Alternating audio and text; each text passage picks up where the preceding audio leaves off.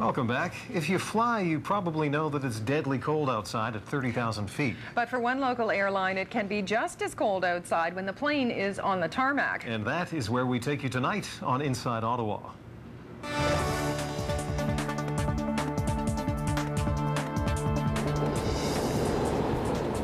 Welcome to north of 60. That's 60 degrees north latitude, Canada's subarctic. No trees, killer cold, mostly tundra, an Inuktitut word meaning nothing. Yet tens of thousands of people live here, and that number is growing. Ask the airline that keeps many of them connected to Canada from a base right here in Ottawa. The challenges are numerous.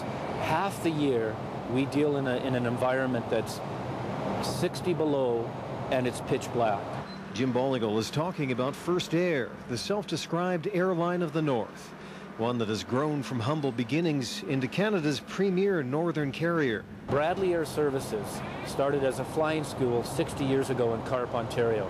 And through the years we have evolved into Canada's largest northern carrier. We have 1,000 employees, 450 of which are based in the Ottawa area.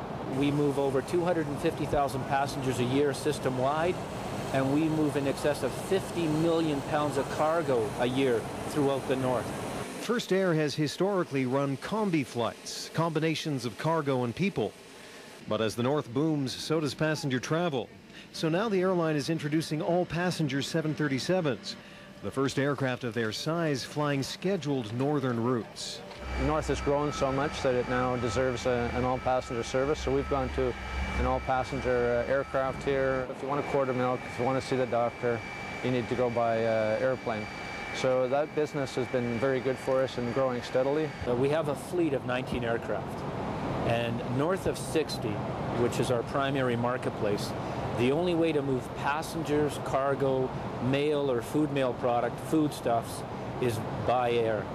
And we provide a seamless jet turboprop network connecting the people and the cargo from coast to coast in northern Canada.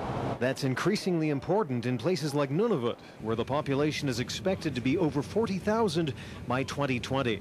Since it's been granted territorial status, created its own government and whatnot, there's been a lot of growth simply because of that. And this is where the world meets Nunavut, just 500 kilometers south of the Arctic Circle. Iqaluit, population 7,000, the capital of Canada's newest territory. Also the home of Iqaluit Airport, the hub of an air network that provides the only year-round link to Nunavut's northernmost communities. There are no highways here, no railroads, even water access is only good 2 months a year. So whether it's people or cargo, if it comes to Nunavut, it probably comes through here. And it does so on the wings of First Air. We don't have roads, so we're still very dependent on airlines for our food, mail. I mean, sure we have electronic mail, but we still have to have hard copies, parcels coming in, trees. We get live trees, so they're very busy. And one good thing about northern flying is also we still get a meal on the plane, which is something you don't get in southern Canada. Also very unsouthern is 3 full feet of legroom, almost as spacious as the views out the window. That focus on passengers may owe something to the fact that First Air is now owned by many of the people it serves, the Inuit of northern Quebec.